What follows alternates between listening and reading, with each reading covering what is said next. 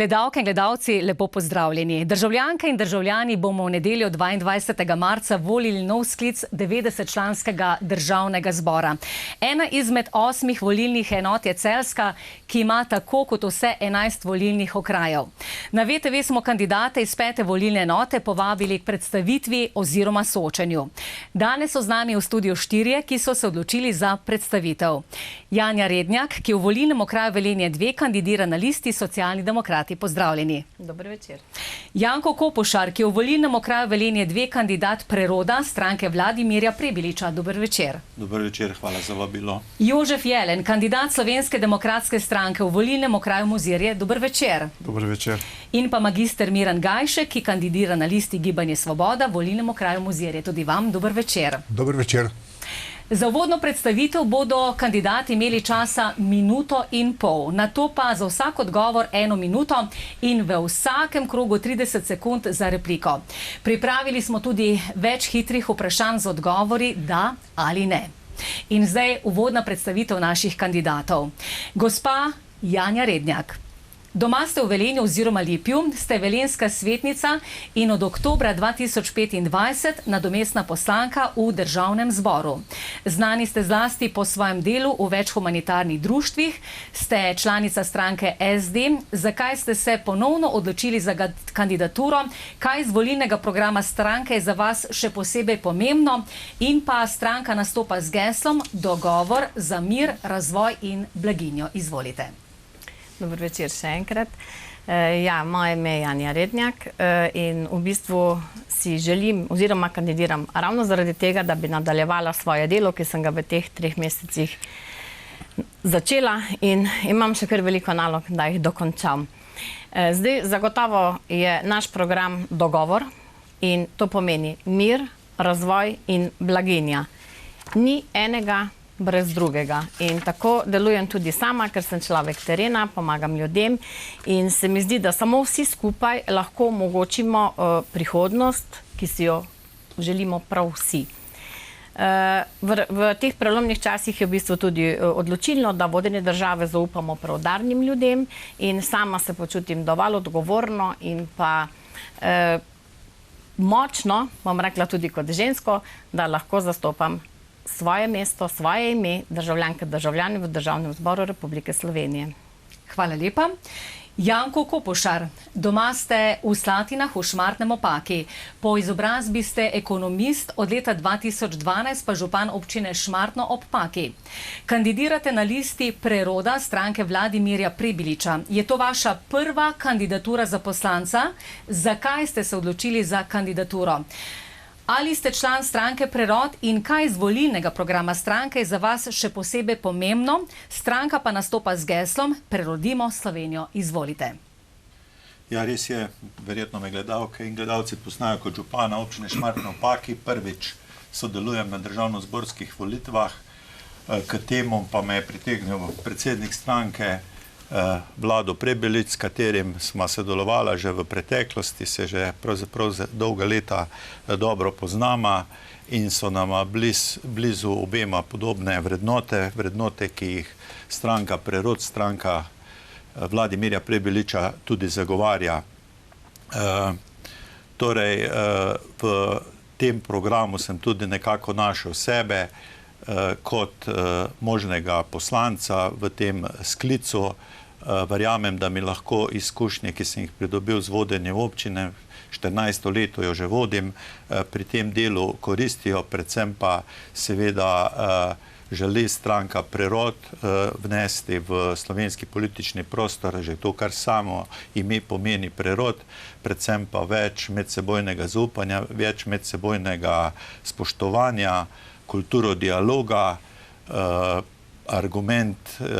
moč argumentov naj prevlada nad argumentom moči in zagotovo želimo popestriti tudi ta slovenski politični prostor, ne na način, da ga še bolj razburkamo, mislim, da je to že dovolj, pač pa na način, da z dialogom prinesemo tukaj nekaj novosti in prispevamo k boljšim in kvalitetnejšim odločitvam v prid ljudi, ki jih zastopamo.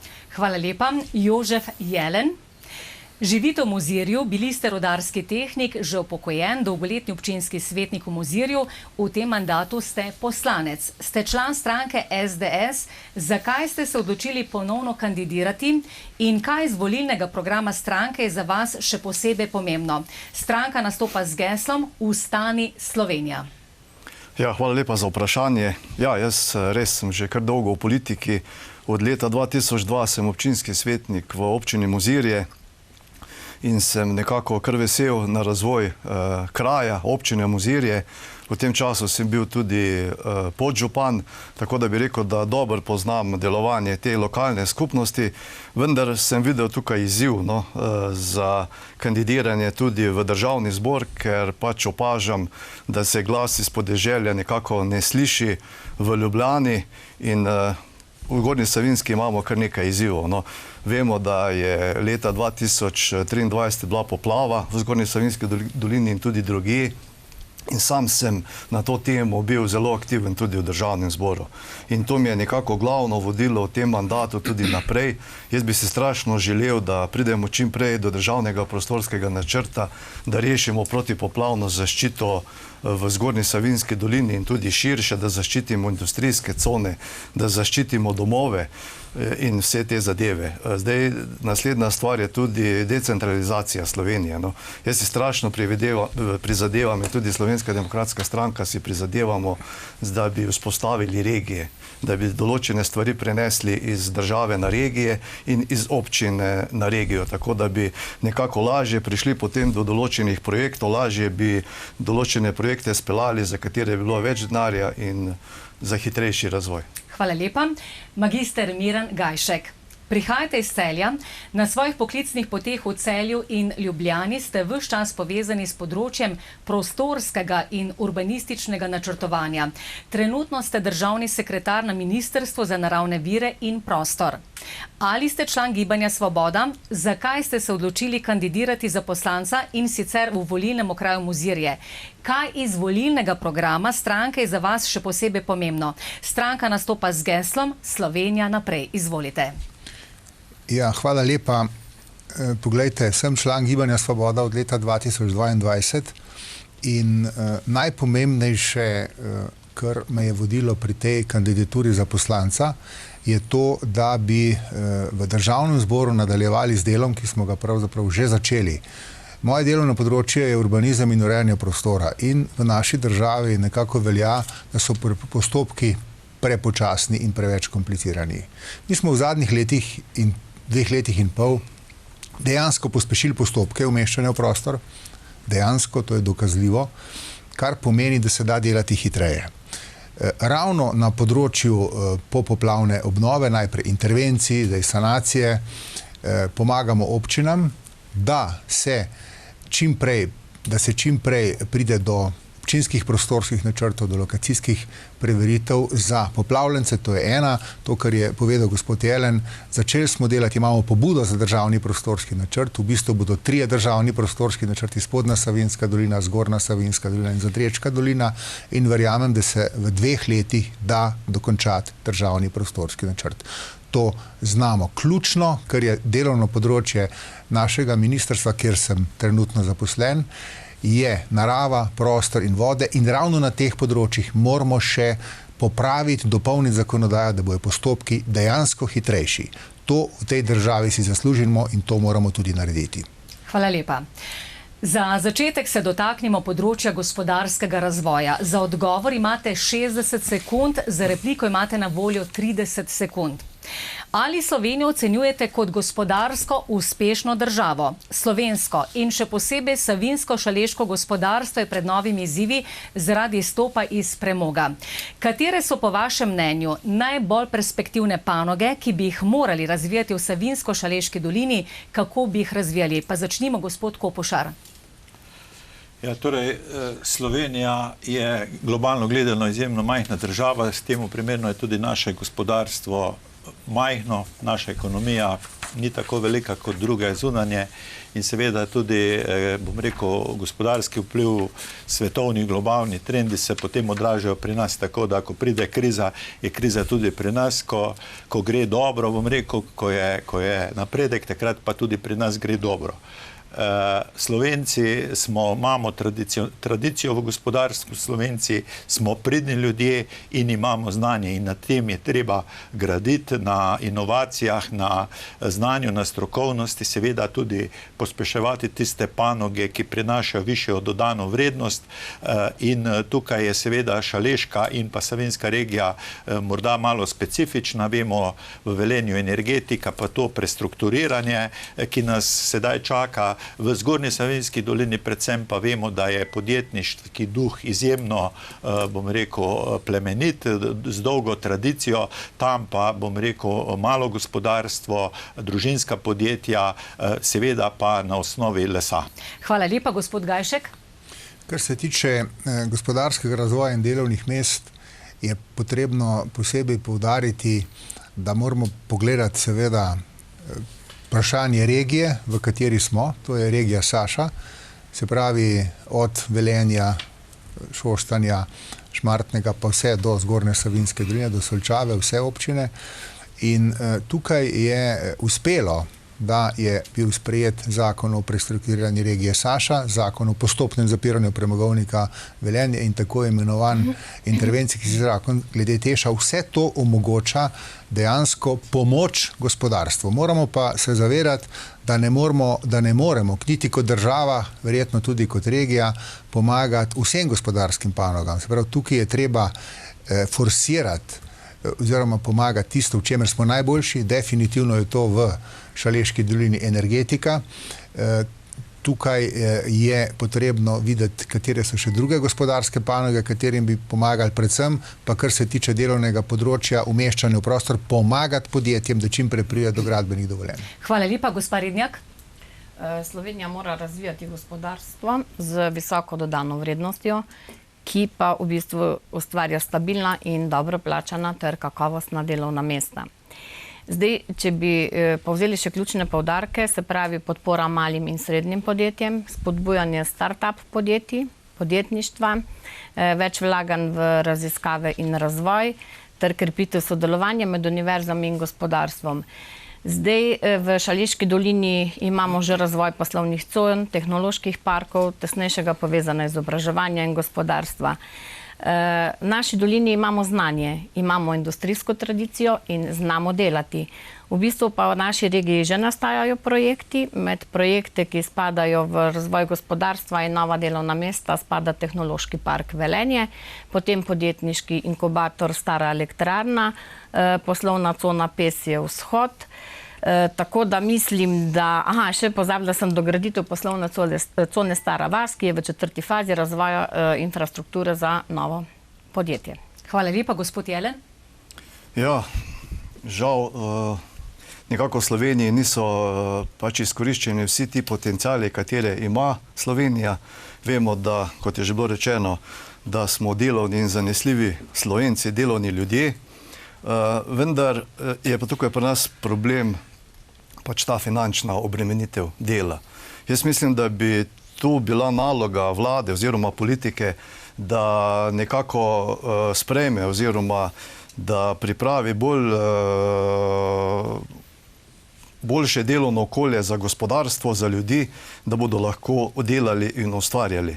Zdaj, kar se tiče Saša regije, tukaj smo sprejeli ta dva zakona oziroma bolj pomembna zakona, zakon o razvojnem prestrukturiranju Saša regije in zakon o zapiranju premogovnika Velenje. To sta dva pomembna zakona, vendar ta dva zakona še takšna, ko sta, ne rešujeta ničesar. Mislim, da je tu kar nekaj nejasnosti v tem zakonu. Tu je še veliko tudi na razvoju turizma, predvsem to mislim na Zgornjo Savinjsko dolino in tu bo potrebno še storiti kar veliko. Hvala lepa. Bi v tem sklopu kdo komu repliciral?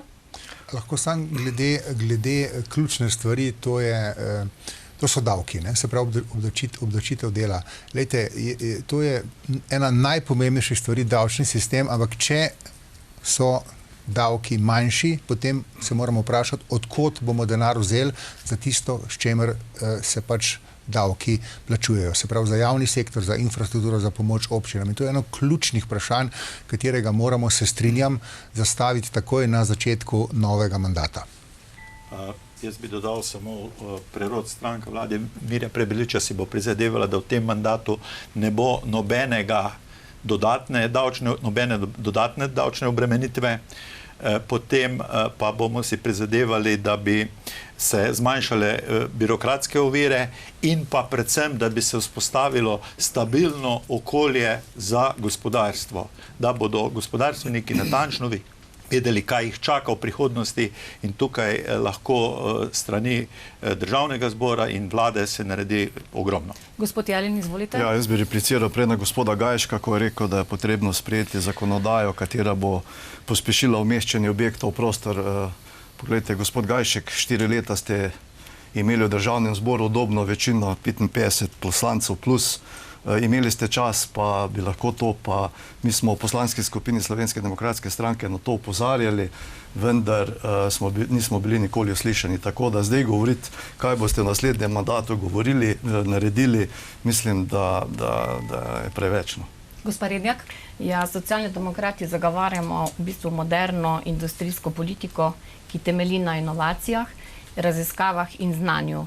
In zato mora biti razvoj regije usmerjen predvsem v nova podjetja, nove tehnologije in pa priložnosti za mlade. Sledita 2 hitri vprašanji. Lepo prosim, da na hitro vprašanje odgovarjate z da ali ne, gremo od leve proti desni strani. Ali se strinjate z nedavnim sprejetjem zakona o obvezni božičnici in zvišanju minimalne plače? Da. Da. Da. Ali bi podprli znižanje davčnih obremenitev plač, tudi če bi to pomenilo manj prihodkov v državni proračun? Ne. Da. Da. Da.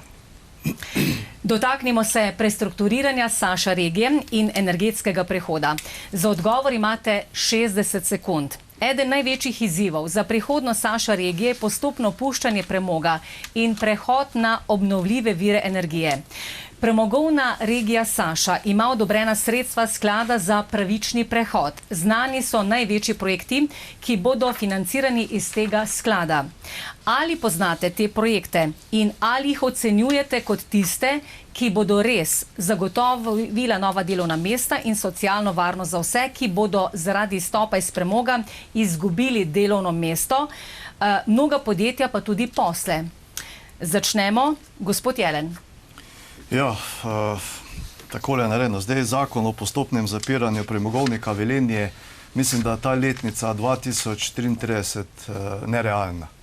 Jaz bi rekel, da so se od takrat, ko so bile te zaveze dane, mogoče situacija toliko spremenila, da bo treba pač to letnico nekako raztegniti na daljše obdobje, ker pač situacija v energetiki se je spremenila. Vemo, da termoelektrarna Šoštanj z premogovnikom daje v konici tudi do 50% električne energije v mrežje, v povprečju je pa lahko tudi 30%. Tako da jaz mislim, da ta letnica ne pride v poštev in da bo treba to podaljšati. Kar se pa tiče zakona v razvojnem prestrukturiranju, jaz mislim, da tu vprašanje 5000 delovnih mest po nekaterih podatkih. In ko gledamo te projekte, kateri so nastavljeni v tem zakonu oziroma v tem sklopu, je tu premalo delovnih mest in mislim, da bo potrebno tukaj bolj optimistično, bolj konkretno nastaviti zadeve, kajti moramo zagotoviti nova delovna mesta za ljudi, kateri bodo ostali. Hvala lepa, gospa Rednjak. Ja, letos sta bila za prihodnost naše doline sprejeta 2 zakona, kot ste že povedala, zakon o postopnem zapiranju premogovnika Velenje in pa zakon o razvojnem prestrukturiranju Saša regije. Pri obeh zakonih sem kot poslanka aktivno delovala. Ni bilo tako enostavno, kot morda kdo misli, da so šli zakoni skozi. V bistvu pri rešitvah oziroma pri pripravah sem bila na vseh usklajevanjih, prav tako sem se povezala s sindikati in pa z župani. Je pa v bistvu res, da letnico izstopa iz premoga je že pred leti odločila vlada Janeza Janše, se pravi, to govorimo o letnici 2027 zapiranje termoelektrarne Šoštanj. Zagotovo je pa letnica leta 2033, zapiralna dela bodo zagotovo potekala še dlje kot do leta 2045. In prepričana sem, da bo levosredinska vlada te časovnice uskladila in zagotovila jasno in izvedljivo pot energetskega prehoda za našo regijo. Hvala lepa. Gospod Gajšek? Poglejte, pri razvojnem prestrukturiranju je seveda strašno pomembno, na kak način bomo znotraj regije usklajeni, znotraj regije Saša, ki je premogovna regija. Zakon je sprejet, kot smo rekli, in drugo, seveda, na kak način bo država vodila gospodarsko politiko tukaj. In tle gre od tega, da se pomaga podjetjem, ki so v poplavnem področju, recimo to je del gospodarske cone Gorenja, in tako nekim novim podjetjem. Ključno je pa tukaj dodana vrednost, zato mora priti do neke specializacije, da ne bomo pomagali kot država podjetjem oziroma dejavnostim, ki pravzaprav nimajo veliko možnosti. Poleg tega je pa treba pomagati kompletnemu gospodarstvu v kompletni Saša regije, kot sem že povedal. Kar se pa tiče umeščanja v prostor, zakon o urejanju prostora je sprejet in omogoča občinam, seveda je pa treba občinam pomagati pri tem. Gospod Kopušar? Ja, pozdravljam sprejem obeh zakonov. Zdaj, že v samem tem postopku pravičnega prehoda smo srečali se z dvema energetskimi krizami. To sta bila vojna v Ukrajini, sedaj tale Iran, kar je zelo vplivalo tudi na vse te procese. Glej, tako sem že prej omenil, Slovenija ali pa Šaleška dolina je globalno vpeta in to vse se v teh procesih pozna in verjamem, da se bodo zaradi tega morale verjetno te letnice tudi nekoliko zamakniti. Kar se pa tiče projektov, ki se trenutno izvajajo v Velenju, tukaj seveda v teh se ne pričakuje delovnih mest, ki bi lahko, bom rekel, rodarje preusmerili, prekvalificirali v to. Tukaj gre za druga delovna mesta. Veliko teh bo tudi vezanih na proračun, kar me nekoliko skrbi in tu mislim, da bi morali več v drugo vrste gospodarstva vlagati. Poleg tega pa še tudi ta dva zakona sta, oziroma predvsem o prestrukturiranju, ne pokriva dobro celotne regije, pač pa zgolj mestno občino in pa občino Šoštanj. Hvala lepa. Smo pri četrtem vprašanju. Saša premogovna regija ima sprejet zakon o razvojnem prestrukturiranju, sprejet je tudi zakon o postopnem zapiranju premogovnika Velenje. Kakšna naj bo po vašem mnenju prihodnost termoelektrarne Šoštanj kot energetske lokacije? Ali naj se ukine oziroma kateri viri energije naj bi se tam proizvajali? Gospod Gajšek. Termoelektrarna Šoštanj je izredno pomembna v slovenskem energetskem sistemu in zdaj z vsem tem trojčkom zakonov, ki so bili sprejeti v 4-letnem mandatu, je seveda zastavljena neka pot. Ta pot pa ni popolnoma odvisna od nas samih, niti v Saša regiji, niti v Republiki Sloveniji, ampak tudi Evropske unije. Kot vemo, je ravno energetska samostojnost, energetska samozadostnost ključna, kar pomeni, da moramo zelo spremljati stanje, kakšne bodo odločitve na ravni Evropske komisije, na ravni Evropskega parlamenta in se potem odločiti, na kak način bomo gospodarili z energetiko, upravljali energetiko tudi v prihodnje. Tukaj je možnih več poti, predvsem pa ne smemo pozabiti na varstvo okolja, ki je pomembna tema tudi v Šaleški dolini že dolga leta in pogoji varstva okolja oziroma zdravega življenjskega okolja so seveda ključni. Gospod Jelen? Ja, takrat, ko se je TEŠ gradil oziroma projektiral, je bila letnica, da bo TEŠ obratoval z premogovnikom do leta 2054 in TEŠ je čistilne naprave na tej termoelektrarni so sodobne.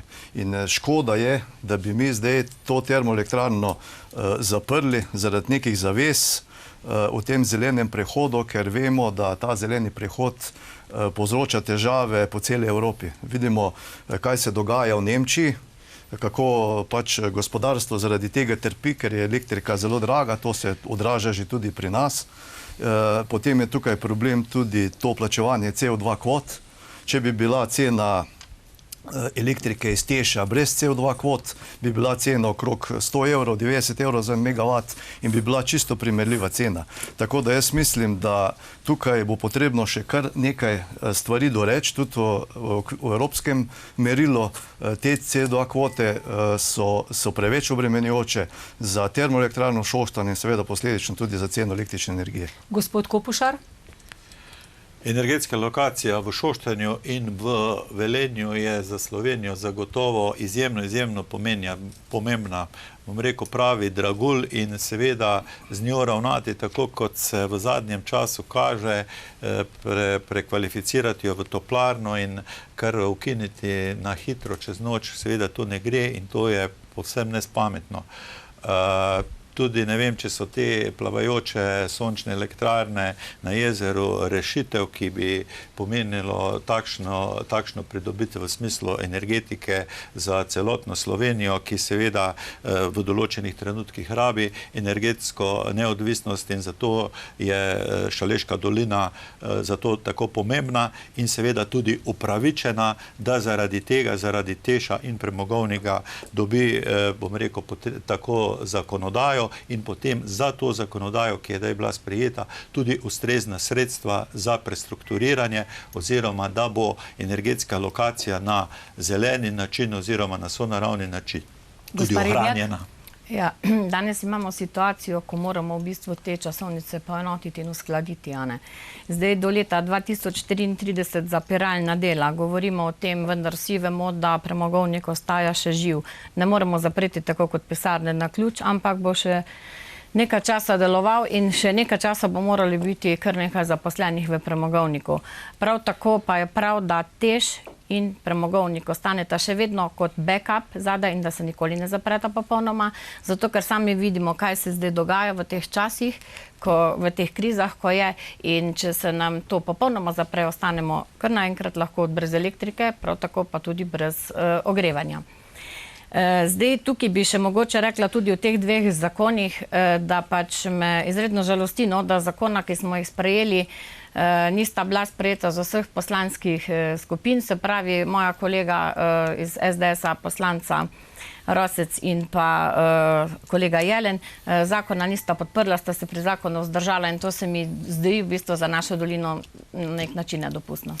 Bi kdo pred hitrim krogom imel repliko? Gospod Jelen? Ja, hvala lepa, ja. Nismo mu nasprotovali zakon, nismo ga podprli iz določenih razlogov, ker so stvari odprte. Prvič, kar je se s to letnico nismo strinjali, glede drugega pa mislim, da bi moralo biti zapiranje premogovnika Velenje povezano nekako z drugim blokom nuklearne elektrarne Krško. Tako da ti dve stvari bi morali biti usklajeni, ker premoga v Velenju je. Ta investicija je vredna milijardo evrov in dalj časa, ko bo elektrarna in premogovnik obratoval, cenejše bo zapirane. Hvala lepa, replika, gospa Janja. Ja, zdaj letnico ste postavili vi z vašim predsednikom Janezom Janšo. Zakon se mi pa zdi prav, da je sprejet in tako kot ste dejal, da so pomanjkljivosti zagotovo. Prav je, da je zakon sprejet in kadar imamo zakon, ga lahko potem dopolnjujemo, popravljamo in pa tudi spreminjamo. Še kakšna replika, gospod Gajšek? Samo tole glede povezave Teša in JEK2. Mi smo začeli z umeščanjem v prostor.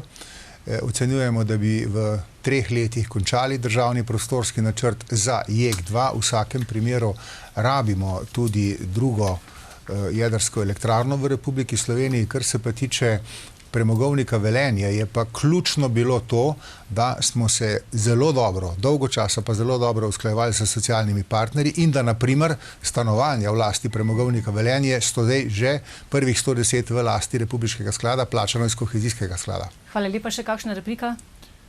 Ja, jaz bi tudi dodal to, da pač torej ta zakonodaja, ki je bila sprejeta, da bi morala širše območje zajeti, najmanj Savinjsko-Šaleško regijo, kajti energetika nima vpliva samo v Šoštanju in Velenju, da bi bilo potrebno, da se to malo razširi tudi na te občine v okolici, da bi lahko tudi tam se razvijala nova delovna mesta, prišli tudi mi do nekih drugih nepremičnin, kot se tukaj da urediti v Velenju in Šoštanju, in verjamem, da lahko z nekaterimi popravki to v prihodnosti še dosežemo. Hvala lepa. Zdaj smo že pri hitrem vprašanju, da ali ne, od leve proti desni strani. Ali bi podprli postavitev plavajoče sončne elektrarne na Družmirskem jezeru? Da, smo že podprli. Ne. Ne. Ne. Smo pri tretji nocojšnji temi, regionalni razvoj in državna infrastruktura. Slovenija še vedno nima dograjenega avtocestnega križa. Vlaki na večini relacij vozijo tako dolgo kot v prejšnjem stoletju. Avtobusne linije, zlasti medkrajevne, se ukinjajo. Državnega letalskega prevoznika nimamo več. Bi bilo potrebno bolj krepiti javne prevoze? Kako? Kaj bi vi predlagali za zmanjšanje osebnih in tovornih vozil na naših cestah? Začnemo, gospod Kopušar. Torej, že v Savinjski dolini oziroma tukaj proti Velenju imamo železnico, ki je absolutno premalo oziroma neizkoriščena. Tu bi bilo potrebno prvič posodobitve, drugič pa seveda uvesti tudi tako za potniški kot tovorni promet tudi potrebne vlake in preusmerjati promet na železnico. Tu vemo sedaj, da so zamaški, da dokler ne bo zgrajena hitra cesta tretje razvojne osi, bo Velenje še nekako odrezano, in tu vidim, bom rekel, največji problem trenutno, da pač tudi ta železnica, ki je umeščena v prostor, ki nam preseka dolino, da vzame prostor, je pa v bistvu neizkoriščena. Na drugi strani seveda promet, mislim, da avtocestni križ v tem trenutku zadostuje, da bi pa bilo treba tudi na vlake umeščati, predvsem tranzitni promet nekako preusmerjati ali pa nekaj, bom rekel, koridorje določati časovne, kdaj lahko to poteka, da pač ne bi mi na cestah, avtocestah, ki smo izgradili iz proračunskega denarja, plačujemo cestnine, pa čakamo kolona. Hvala lepa. Gospa Rednjak. Ja, zagotovo razvoj regije je tesno povezan z infrastrukturo. Brez dobre prometne, energetske in pa digitalne infrastrukture ni gospodarskega razvoja, ni novih delovnih mest in novih priložnosti za ljudi. V bistvu je pomemben del so tukaj prometne povezave. To sami že vidimo, ker nam ta tretja razvojna os gre zelo počasi, in se mi zdi prav, da na našem območju nekje napreduje, nekje nazaduje, vendar vsi postopki tudi niso odvisni od države. Pogosto postopke upočasnjujejo tudi dolgotrajni postopki umeščanja v prostor, kjer se lahko neke posamezne pobude ali pa neka nasprotovanja ostavijo projekte, in zato v bistvu potem projekt ne gre dalje. Me pa veseli, da smo v Šaleški dolini zdaj podpisala sta Ministrstvo za infrastrukturo in pa Mestna občina Velenje za obnovitev Kidričeve ceste, saj je v bistvu na tej cesti pomembna, kvalitetna in pa izboljšana prometna varnost za dobro kakovost življenja prebivalcev Šaleške doline. Gospod Jelen. Ja, žalostno je, da se tule toliko časa vleče ta tretja razvojna os. Nam je bilo v začetku tega mandata rečeno, da se bo začelo z deli že na tem spodnjem kraku od Velenja do Šentruperta. Tu se še nič ne dogaja. Razvojna os tale je zelo pomembna za Šaleško kot Koroško. Vemo, da je gospodarstvo pač odvisno od teh infrastrukturnih objektov, tako turizem kot tudi dnevni migranti. Kaj bi naredili, pač ta tranzit preko Slovenije bo šel, to je dejstvo. Tovornjake na vlake, to ne pride v poštev, kontejnerji. Tako da realnost je, da bojo tovornjaki ostali, zdaj pa moramo narediti čim boljšo infrastrukturo, da tovorna vozila čim prej zapustijo Slovenijo, in seveda tudi te dnevne migracije. Treba pač državo decentralizirati, določene službe iz Ljubljane dati v druge kraje, da bo pač dnevnih migracij veliko manj. Hvala lepa, gospod Gajšek. Poglejte, v vladi dr. Roberta Goloba smo definitivno pospešili postopke umeščanja v prostor za železnice, 160 km/h. Vse je v bistvu aktivno in tudi, kar se tiče tretje razvojne osi. Slovenija, prva razvojna os, je od Kopra preko Ljubljane do Madžarske oziroma do Slovenije, do Avstrije, druga razvojna os je Jesenice-Bregana čez Ljubljano in vse gre čez Ljubljano. Tretja razvojna os je projekt, ki smo ga zastavili pred 25 leti in je ključen projekt decentralizacije in skladnejšega regionalnega razvoja.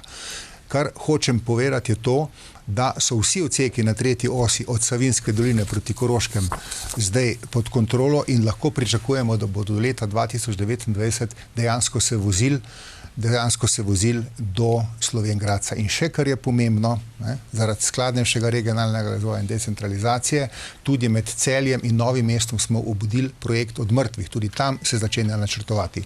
Hvala lepa. Replike, prosim. Ja, jaz lahko rečem okrog tretje razvojne osi, ker dolgo časa sem bil vpet oziroma sem vpet v to zgodbo v času umeščanja, ko je pravzaprav Šmartno ob Paki bilo ena taka prelomna točka. Vemo, da je pač Zgornja Savinjska dolina, pa tudi predvsem pa Šaleška in Koroška pritiskala na to cesto. Na drugi strani smo imeli civilne iniciative, imeli smo tudi Spodnjo Savinjsko dolino, ki je nekako podpirala te civilne iniciative in bila proti cesti. In takrat so se dejansko kopja lomila v Šmartnem in bom rekel, v tistih časih res ni bilo fajn biti župan, predvsem pa lahko rečem, da čutim zaslugo, da smo vendarle speljali ta državni prostorski načrt in da smo nekako omogočili Korošcem in pa Velenju, da bodo v bodočnosti prišli do ceste. Gospa Janja. Ja, jaz bi tukaj sam še dodala, da Šaleška dolina je v bistvu bila desetletja pomembno industrijsko, prav tako tudi energetsko središče in zato je prav, da imamo ustrezno infrastrukturo, ki podpira razvoj regije tudi v prihodnosti. Še kdo? Ja. Gospod Jelen? Ja, v začetku mandata nam je bilo rečeno z Ministrstva za infrastrukturo, da bi ne bila cesta, ta del otvoriti v letu 2028. Tako da zdaj, kot je rekel državni sekretar, se ta letnica premika na 29. Ne vem iz kakšnih razlogov, ker je bilo rečeno, da je že zemlja odkupljena, da so pač postopki umeščanja v prostor, ampak žal zgleda, da nekaj je prišlo in ne vem, to je škoda, ker pri nas za Zgornjo Savinjsko dolino je to izguba. Gospod Gajšek? Ja, seveda, bile so poplave.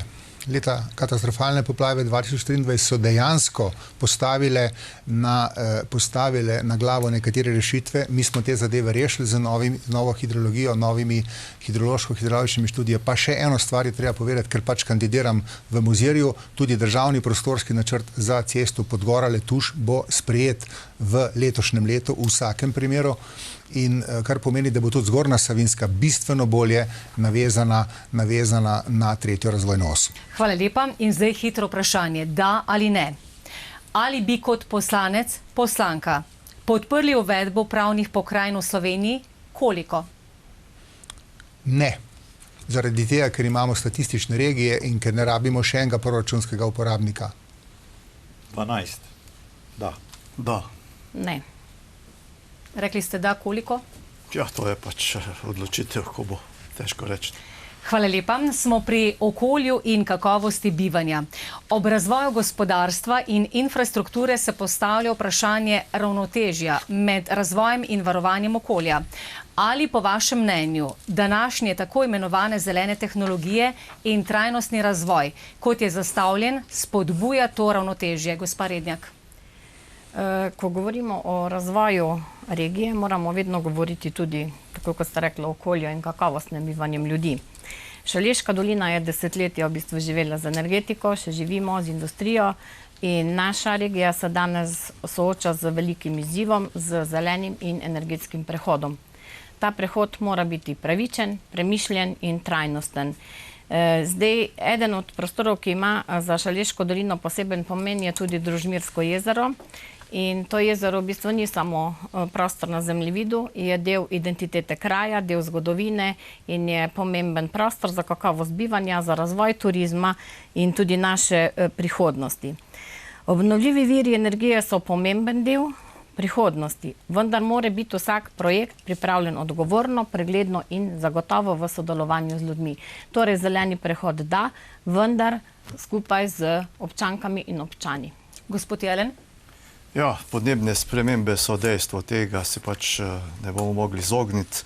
Zdaj, kar se tiče zelenega prehoda, da, zeleni prehod, vendar ne za vsako ceno. Mi smo v tem mandatu v Državnem zboru sprejeli kar nekaj zakonov, oziroma so jih sprejeli kar nekaj zakonov, kateri so pač šli v to smer zelenega prehoda. Mislim, da ne moremo mi tukaj v Sloveniji zaradi tega zelenega prehoda in umeščanja teh agrofotovoltaike in fotovoltaike v prostor pač obremenjevati gospodarstvo. Vemo, da te subvencije in ta elektrika je veliko dražja. Poleg tega ima Slovenija veliko naravnih virov, kot so voda. Ta potencial je popolnoma neizkoriščen. Če gledamo reko Muro, na naši strani ni nobene hidroelektrarne, na avstrijski strani jih je polno. Potem gledamo Savinjo, recimo Hudourniško reko, katero bi lahko tudi v določenih delih ustavili, dvignali podtalnico na določenih delih, da pač bi tu namakali ta polja in seveda bi lahko na ta način tudi pridobivali elektriko. Gospod Gajšek? Poglejte, ključna stvar je, da pri vsaki odločitvi, vsaki politiki, tudi kar se tiče zelenega prehoda, ki pride z Brusla, pomislimo, kaj to pravzaprav je. Jaz sam sem se naučil, ko sem bil v pogajalski skupini za regionalni razvoj, tudi zato nisem še za uvedbo pokrajin v tem času, bom povedal zakaj, da ko greš v Bruselj, nikoli ne smeš vprašati, kaj je treba narediti. Ko greš tja, moraš imeti sabo rešitev, pa rezervni scenarij. In potem se je treba boriti za naše interese, za nacionalne interese. Tukaj smo prepogosto prešibki. Kar se tiče zelenega prehoda, pa tega ravnotežja. Evropska unija ima sektorske politike, ki so med sabo praviloma neuravnotežene. Transportna politika, kohezijska politika, skupna kmetijska politika. In naša naloga je, da zdaj to uskladimo med sabo.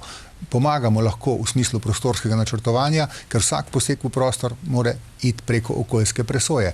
To je eno orodje, kot drugo je pa seveda treba prepričati posamične sektorje, da damo denar skup za nekatere ključne projekte in potem imamo blagostanje bistveno večje kot prej. Gospod Kopušar? Ja, se strinjam, da je treba te politike med sabo uskladiti, da bodo seveda z vsemi deležniki in to prav ta dialog, to usklajevanje mi nekako zagovarjamo.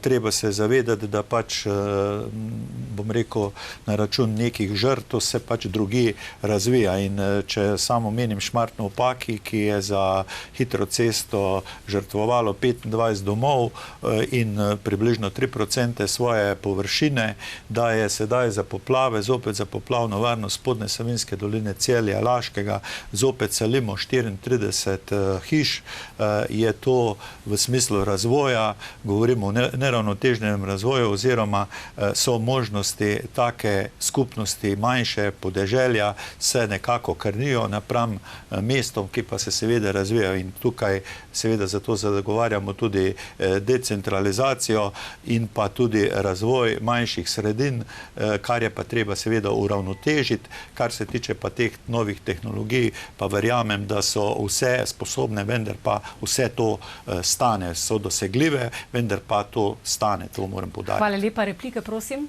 Gospod Jelen? Ja, poglejte, v Sloveniji imamo eno termoelektrarno, ne? In zdaj, da bi mi reševali Evropo in svet z tem izpusti, mislim, da je preveč za pričakovati. Tako da tukaj moramo biti pazljivi, moramo pač nekako upoštevati, da imamo druge naravne vire, kot sem že prej rekel, Slovenija najbolj vodnata država v Evropi na te vode, in mislim, da ta potencial premalo izkoriščena, ne. Kot sem že prej rekel, veliko zakonov smo sprejeli v Državnem zboru, teh, bi rekel, lobističnih, glede teh umeščanja v prostor fotovoltaike, elektrovoltaike in tega, tako da... Čas se je iztekel, prosim. Gospod Gajšek? Poglejte, glede tega, koliko mora posamična občina žrtvovati za infrastrukturo, bodi si, da je to cesta, bodi si, da je to poplavna varnost. To je res. Ampak država mora in bo, in je to že dokazala, plačati pošteno, če se ena hiša preseli na drugo praviloma boljšo lokacijo. To smo počeli v preteklosti, to smo znali v 90-ih letih narediti in to bomo znali tudi prihodnje. To sem popolnoma prepričan. Še kakšna, gospa Janja? Ja, menim, da postavitev velike sončne elektrarne, kot o tem že govorimo, na Družmirskem jezeru zagotovo ni prava rešitev za ta prostor. Ne zato, ker bi nasprotovalo obnovljivim virom energije, ampak zato, ker mora biti vsak projekt umeščen premišljenju in pa v soglasju z občankami in občani. Družmirsko jezero ima velik potencial za razvoj turizma. V bistvu je oživelo, v njem so živa bitja, narava diha in se mi zdi, da moramo ta prostor razvijati odgovorno in z mislijo na prihodnje generacije. In razvoj regije mora biti v ravnovesju z naravo, prostorom in pa z ljudmi. Hvala lepa, izvolite. Tudi sam nekako nasprotujem umeščanju te sončne elektrarne na jezero iz razloga, da je najprej potrebno izkoristiti strehe oziroma tiste površine, ki so na voljo, jih imamo kar precej v Sloveniji in ne povzročajo v naravi takšnega, bom rekel, neravnovesja, oziroma imamo tudi drugih degradiranih površin takšnih, ki so primerne za elektrarno, na primer. Hvala lepa, sledita dve hitri vprašanji, torej odgovor da ali ne. Ali bi podprli podaljšanje obratovanja premogovnika Velenje po letu 2033, če bi to zahtevala energetska varnost države? Če bi to zahtevala energetska varnost države in če bi bilo to okoljsko sprejemljivo, da. Da. Po poplavi avgusta 2023 se za porečje Savinje pripravljata dva državna prostorska načrta. Suhi zadrževalniki v spodnji Savinjski dolini so nesprejemljivi, pravijo tamkajšnji kmetje in prebivalci. Bi kot poslanec, poslanka, kljub temu podprli tak DPN? Definitivno da. 3 se pripravljajo za celotno porečje reke Savinje. Da. Ne. Da. Dotaknimo se področja zdravstva in socialne varnosti. Dolgotrajna oskrba je uvedena. Kako ocenjujete ta sistem dolgotrajne oskrbe? Bi bilo potrebno ali celo nujno čim prej kaj spremeniti? Gospod Gajšek. Poglejte, sistem dolgotrajne oskrbe je bil eden od ključnih projektov te vlade. Na začetku so še mogoče neki problemi, ampak to je bistveno. Zakaj? Zato, ker se prebivalstvo stara in zaradi tega, ker je potrebno poskrbeti za tiste, ki mogoče ne morejo zaradi določenih razlogov skrbeti za sebe. To je ena stvar. Druga stvar, kar se tiče zdravstvene reforme, je tudi začeta in je pomembna predvsem pri ločevanju javnega in zasebnega zdravstva, pri čemer je pa bistveno, seveda zdravniki delajo v javnem sektorju, delajo v zasebnem, tisti, ki pa delajo v javnem, pa ni avtomatizem. Ni avtomatizem, da delaš tudi v zasebnem, ampak je to od primera do primera. Ko je opravljeno delo v javnem sektorju, lahko seveda sposoben zdravnik dela tudi v zasebnem sektorju in če mu to dovoli predstojnik javnega zavoda. To je bistveno. Ocenjujem pa, da sta tako začeta reforma zdravstvenega sektorja, kot predvsem dolgotrajna oskrba bistven doprinos k socialni državi, kar je Slovenija vedno bila in vedno mora biti. Hvala lepa, gospod Kopušar. Torej, žal dolgotrajna oskrba v praksi ne deluje tako, kot je bilo zamišljeno oziroma nam predstavljeno. Predvsem so težave s kadri, izdajanje odločb, digitalizacija, to sedaj bojo naročili nove programe, kar seveda bo trajalo. Če ti povedo, da bo odločba izdana čez 2 leti, pol vemo, kaj smo s tem naredili, sredstva so se začela zbirati in tukaj sigurno ni najboljše, po moji oceni pa poti nazaj ni.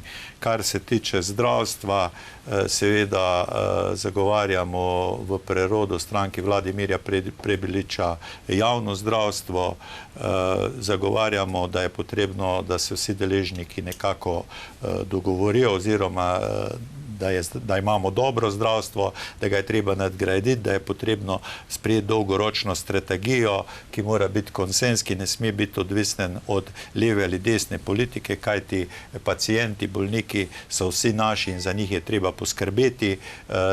Seveda pa tudi, bom rekel, podaljšek javnega zdravstva, pa tudi zasebniki. Hvala lepa, gospod Jelen.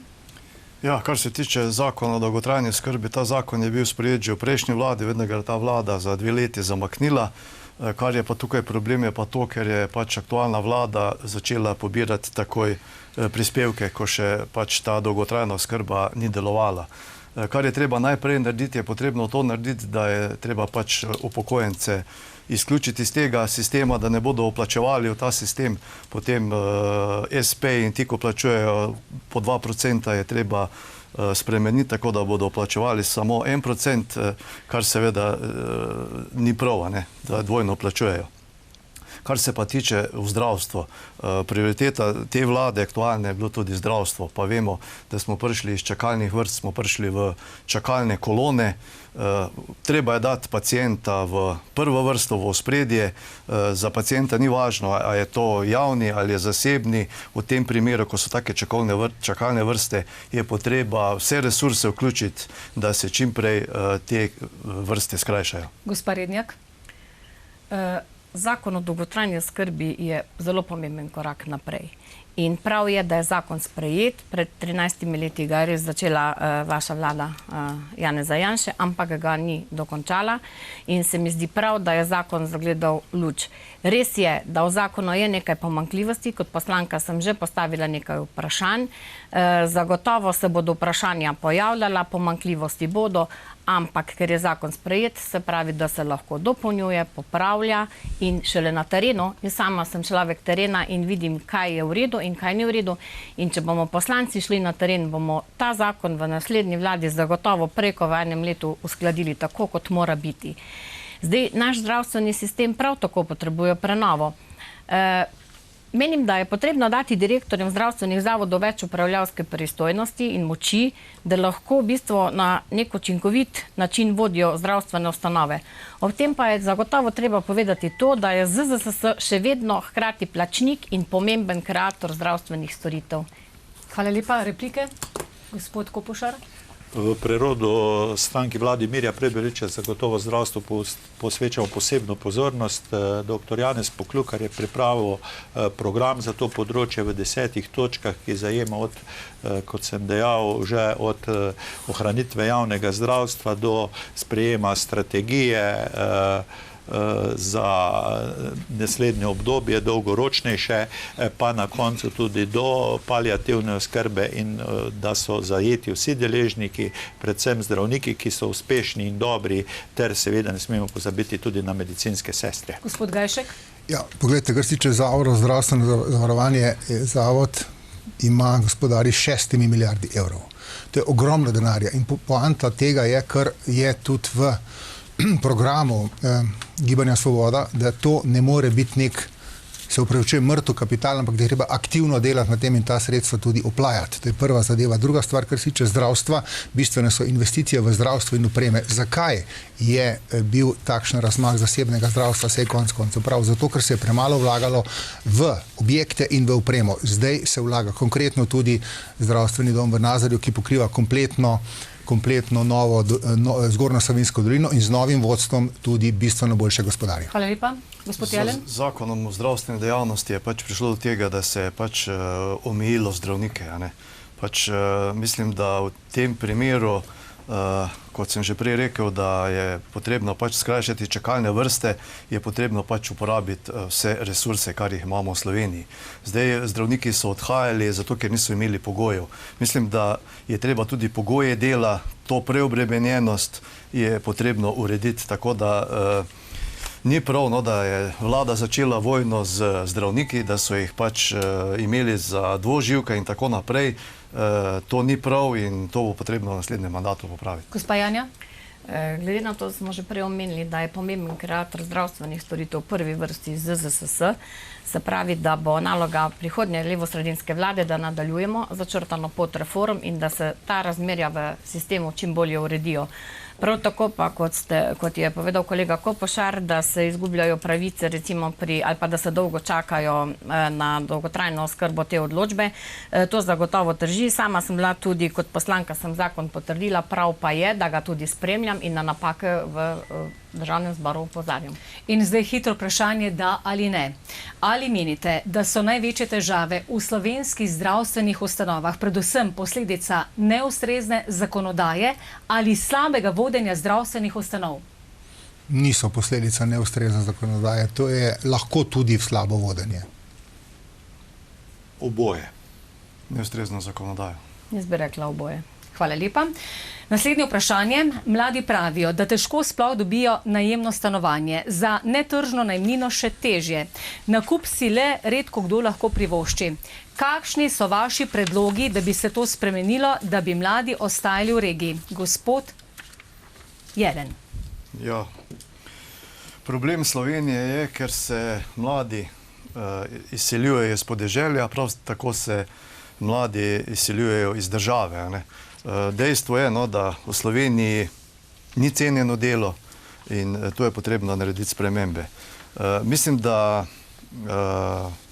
gradnja teh javnih stanovanj ni rešitev. V naslednjih 10 letih je predvideno za gradnjo teh stanovanj približno 10 milijard, ampak tu bomo rešili okoli 5% teh stanovanjskega problema. Mi moramo pač težiti k temu in to bomo uredili Slovenski demokratski stranki, da bodo ljudje ne najemniki, ampak lastniki tako stanovanj kot tudi stanovanjskih hiš in s krediti jim je treba pač omogočiti, da bo ta najemnina šla tudi v kupnino, da se bo lahko vsak privoščil svojo nepremičnino. Kajti, če bo družina imela nepremičnino v lastništvu, bo s tem rešila tudi enega izmed svojih otrok. Tako da mi se bomo prizadevali za to, da pač ljudje postanejo lastniki stanovanj in stanovanjskih hiš. Gospod Gajšek. Poglejte, v programu Gibanja Svoboda je, da bi morali zagotoviti, pa bom tudi povedal, zakaj do 100 milijonov evrov na leto za gradnjo stanovanj, javnih najemnih stanovanj. Kar se tiče javnih najemnih stanovanj, to pomeni 150, 200, 250 na leto. Kar se tiče umeščanja v prostor in pridobivanja gradbenih dovoljenj, sem že povedal, da imamo uspehe, merljive uspehe, dejstva v času mandata vlade dr. Roberta Goloba. Kar se pa tiče lastne nepremičnine, je pa bistveno tukaj pomagati z jamstvenimi shemami. Država mora jamčiti mlademu človeku, ki nima dovolj denarja za nakup prvega stanovanja, če se odloči za nakup stanovanja ali gradnjo hiše in če ne bo čakal na javno stanovanje oziroma vzel javnega najemnega stanovanja. Gospa Rednjak. Mladi zagotovo ne odhajajo zato, ker bi si želeli oditi drugam, ampak odhajajo zato, ker nimajo stanovanja, stabilne zaposlitve in pa občutka perspektive. Zato mora razvojna politika regije vključevati tudi stanovanjsko politiko za mlade. V naši regiji imamo pomembno izobraževalno institucijo, Šolski center Velenje, ki ima ključno vlogo tudi pri razvoju tehničnih poklicev in povezovanja industrije z mladimi. Kot poslanka sem zato odprla vprašanje glede financiranja srednjih šol. In pa ob tem sem tudi opozorila na dodatno kapaciteto za bivanje dijakov in študentov, saj regija trenutno nima zadostnega števila mest v dijaškem domu. In če želimo, da pridejo mladi na šolanje v našo dolino, da tukaj ostanemo, jim zagotovo moramo zagotoviti ustrezne pogoje za bivanje, študij in pa zaposlitev. In zavedati se moramo, da pomembno je, da država razvija sistem javnih stanovanj, ki mladim omogočajo, da si lahko ustvarijo samostojno življenje. Gospod Kopušar. V prerodu stranki Vladimirja Prebiliča zagotovo naslavljamo to vprašanje stanovanjske problematike mladih kot eno pomembnejših. Torej, zavedamo se, da obstaja v državi nek stanovanjski fond, ki je neizkoriščen, tega je potrebno aktivirati v prvi vrsti. Potem predlagamo, da bi se organizirala nekakšna nacionalna shema stanovanj za mlade, ki bi v prvi fazi lahko najeli neko manjše stanovanje, potem tudi se odločili, da ga odkupijo, če je možnost, da se najemnina pretvori se pravi v kupnino, ali pa da se potem odselijo v neke večje oziroma si poiščejo neko drugo možnost. Vsekakor je zagotavljanje stanovanj za mlade zelo pomembno zaradi tega, da bodo ostali bodisi na podeželju, ne samo v centrih, in je potrebno to shemo razpršiti po celi državi. Hvala lepa. Replike, prosim. Gospod Jelen. Ja, da je neprofitna stanovanja na podeželju ne pridejo upošteva. Takšni mehni kraji, kot so, recimo tu ne pridejo upošteva neka blokovska izgradnja, zato je potrebno pač nekako ljudem omogočiti, da se jim pohitri postopki pridobivanja za urejanje, za adaptacije njihovih domov, kajti dogaja se naslednje, recimo družina se odloči za adaptacijo hiše, ampak na postopke se traja neverjetno kako dolgo, tako da v tem času, ko bi pač bila njihova stanovanje prišlo v poštev, je pač že otroci odrastejo in grejo. Gospod Gajšek? Stanovanjska politika je verjetno ključna razvojna politika naše države. Moramo se odločiti, ali bomo stanovanje razvijali v 6000 naselij, ko jih ima naša država, v 212 občinah, verjetno, v 12 statističnih pa razvojnih regij, ki so osnova za pokrajine enkrat, ko bo čas za to, ali recimo v primeru Saše, ki je del te statistične oziroma razvojne regije. Se pravi, moramo se odločiti. Vsekakor je pa treba ta stanovanja povezati z delovnim mestom, da se ne bomo vsi vozili v Ljubljano, ampak da se bomo vozili v Celje, v Velenje, v Mozirje. Gospa Rednjak? Ja, prestrukturiranje zagotovo ne sme postati samo gradnja novih objektov brez ljudi. Ker tukaj gre za vprašanje, kdo bo v tej regiji živel čez 20 ali 30 let. Če danes ne bomo ustvarili pogojev, da mladi tukaj vidijo prihodnost, bomo jutri gledali prazne šole in prazne kraje.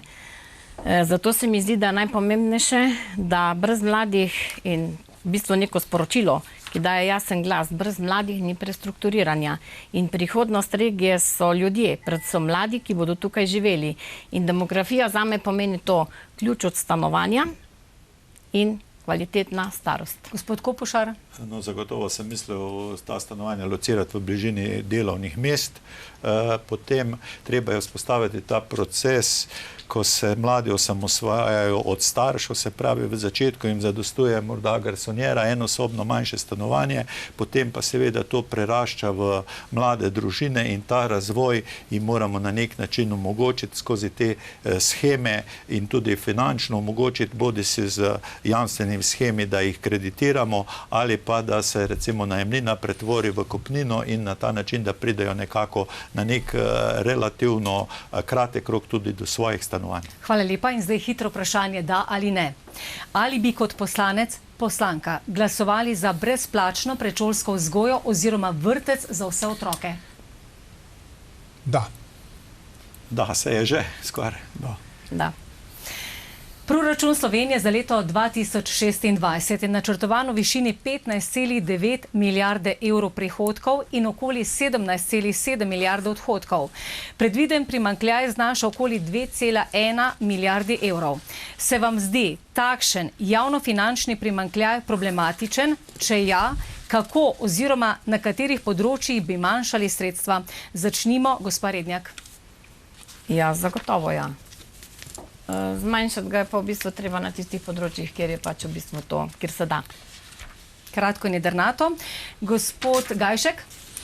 Gledajte, pri teh 15,9 milijardah pa 2,1 milijarde primanjkljaja je bistveno povedati, da je bila škoda po poplavah v Sloveniji avgusta 2023 3,4 milijarde neposredne škode in 10 milijard posredne. Mi moramo znati združiti posamične resorje, ker le tako bomo lahko denar bistveno bolje uporabljali. Gospod Jelen? Ja, mislim, da je država preveč potratna. Smo videli pač, ta vlada je dodatno dodala ministerstva in ministerstva pač celotni aparat, tako da jaz mislim, da če hočemo zmanjšati proračun, moramo tudi narediti državo bolj vitko, pač tam, kjer se da, je potrebno pač te odhodke znižati, kjer se pa ne da, se pač ne da. Zato jaz mislim, da na to je opozarjal že fiskalni svet, da smo pač preveč potratni. Tudi v letu 2026 je bilo rečeno, da bojo odhodki večji za več kot 2 milijarde. Mislim, da je to že tudi z te strani preveč in mislim, da bo treba na odhodkovni strani narediti več, ker na prihodkovni se ne da. Gospod Kopušar?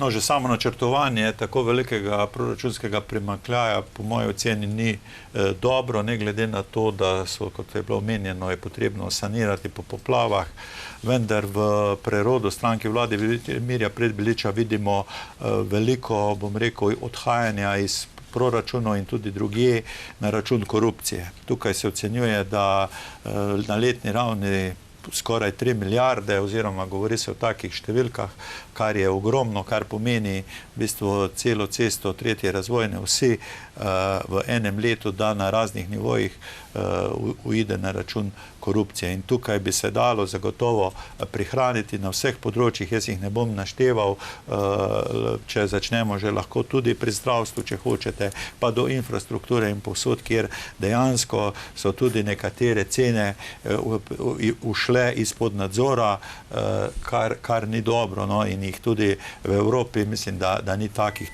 Tukaj mislim, da bi se dalo tudi prihraniti veliko. Replike, gospod Gajšek? Glejte, jaz se popolnoma strinjam, da se da prihraniti. Primer je drugi tir. Drugi tir je ostal v okviru predvidene vsote. In zakaj je drugi tir zgodba o uspehu, predvsem te vlade, pa tudi vseh vlad prej, zaradi odličnega načrtovanja, zaradi odličnega nadzora in tudi gradnje. Gospod Jelen?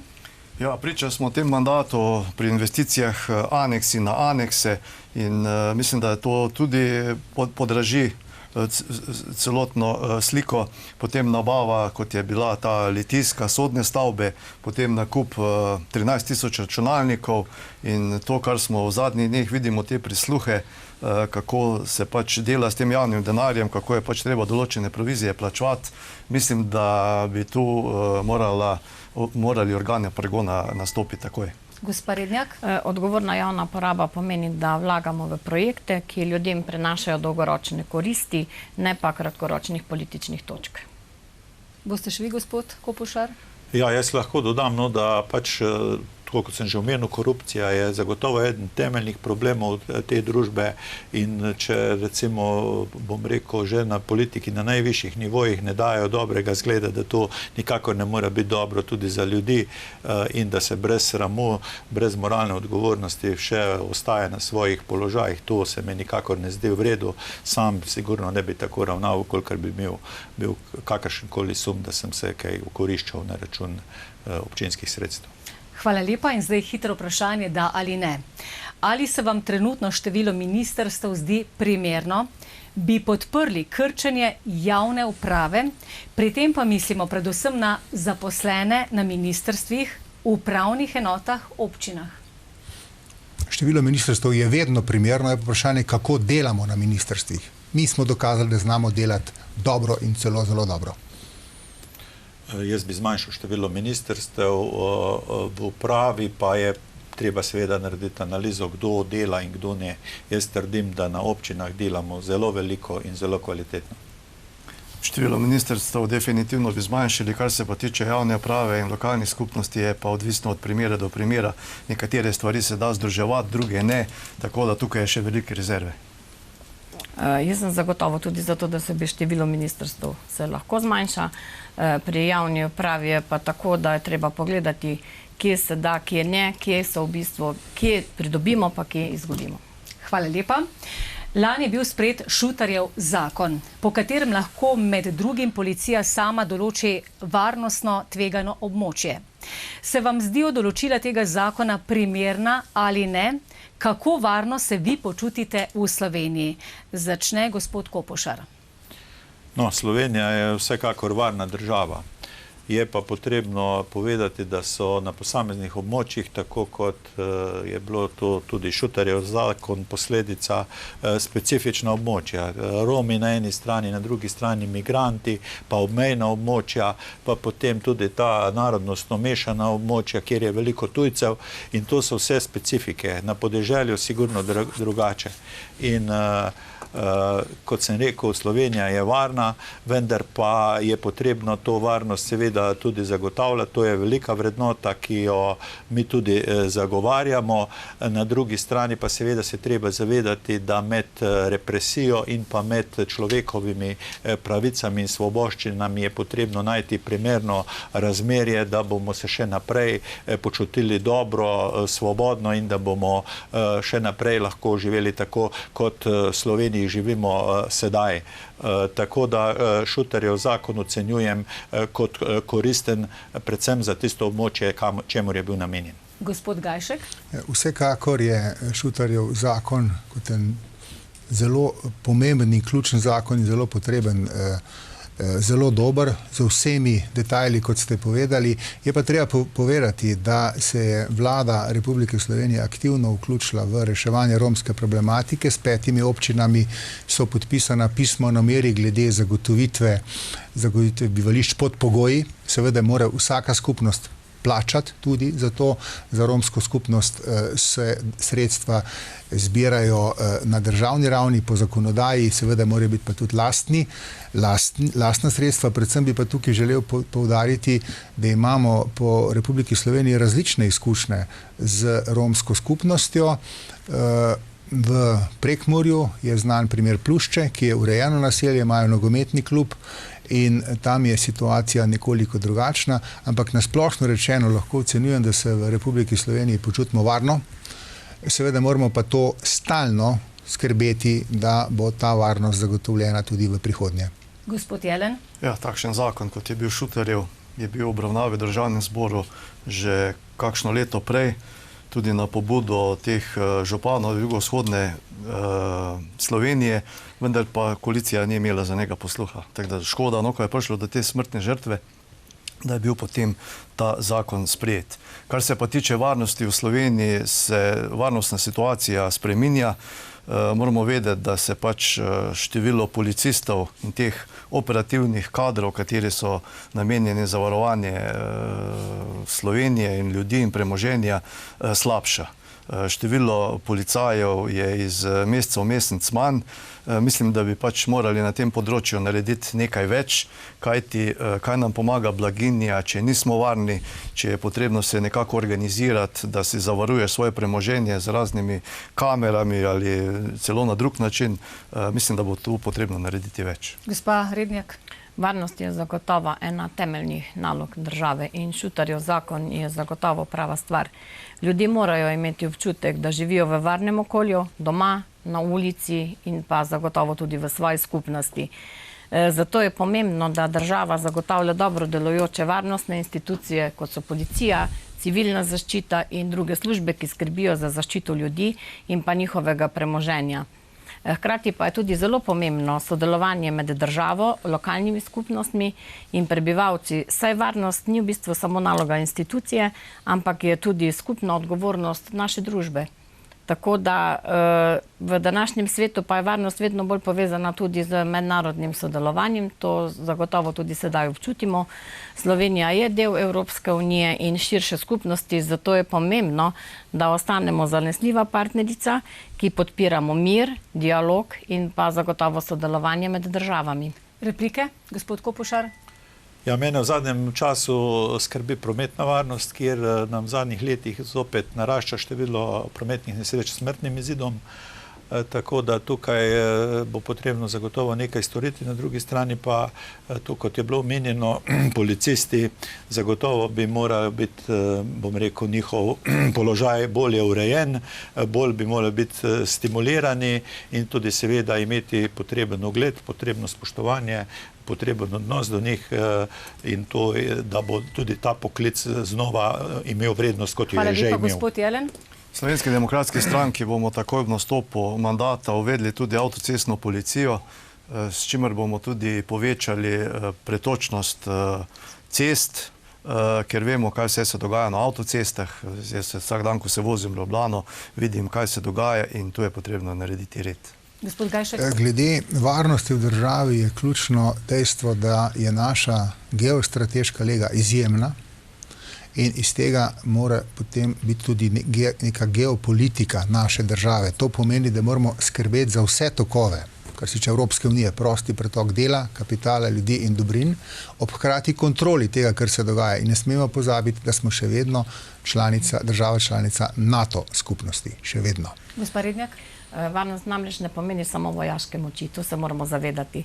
Pomeni tudi stabilnost, sodelovanje med državami, spoštovanje mednarodnega prava in odgovorno diplomacijo. Na koncu pa se mi zdi v bistvu nekaj najbolj pomembnega. Varna država je temelj za razvoj, blaginjo in kakovost življenja ljudi. Dve hitri vprašanji, ali bi morali v Sloveniji zaostriti migracijsko politiko, da ali ne?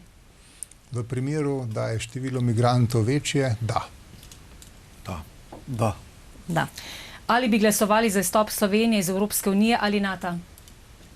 Ne. Ne, ker Slovenija je članica NATO in del mednarodnega varnostnega sistema. In zdaj še zadnje lepo vprašanje, zakaj naj volivci izberejo prav vas oziroma vašo listo? Imate 30 sekund, gospod Gajšek.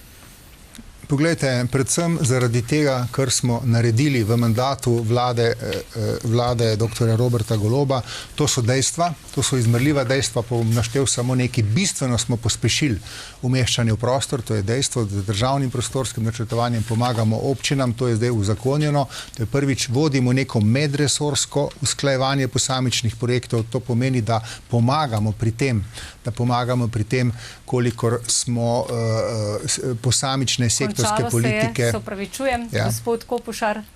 Stranka Prerod, stranka Vladimirja Prebiliča bo nedvomno v politični prostor vnesla večje mero zaupanja in spoštovanja tako do politikov, kot tudi seveda do ljudi, ki nam bodo zaupali svoje glasove na volitvah. Zato jih jaz prisrčno vabim, da se v nedeljo, ko je praznik demokracije, udeležijo volitev in obkrožijo številko 1. Gospod Jelen. Ja, 22. marca se bo odločalo med politiko, ki gradi, in na drugi strani med politiko, ki ruši in ukinja, ter seveda zapravlja. V Slovenski demokratski stranki smo pripravljeni na prevzem vseh resorjev, imamo za vsa vprašanja odgovore, imamo odlično ekipo, katera lahko takoj prevzame vodenje države. Zato vas pozivam, da volite Slovensko demokratsko stranko, da bo vaš sin še pel slovenske pesmi. Gospa Rednjak? Mir, razvoj in blaginja. Ni enega brez drugega, sami vsi skupaj omogočamo prihodnost. Se pravi, če brez razvoja ne more biti blaginje in brez blaginje ne more biti miru. Prelomnih časih pred nami je odločilno, da vodenje države zaupamo predvsem ljudem. Ljudem, ki bodo s spoštovanjem in dialogom delali širok družbeni dogovor o tem, kako Slovenijo varno pripeljati skozi velike spremembe. Socialni demokrati za dogovor za prihodnost, za mir, razvoj in blaginjo. Spoštovani gostje, hvala lepa za sodelovanje in za predstavitev vaših stališč. Volitve v Državni zbor bodo v nedeljo 22. marca. Takrat boste volivke in volivci odločili, kdo vas bo v prihodnjih 4 letih zastopal v Državnem zboru. V sredo ob 20. uri pa na VTV pripravljamo še eno soočenje kandidatov iz volilnega okraja Velenje 1. Hvala, ker ste bili z nami in lep večer še naprej.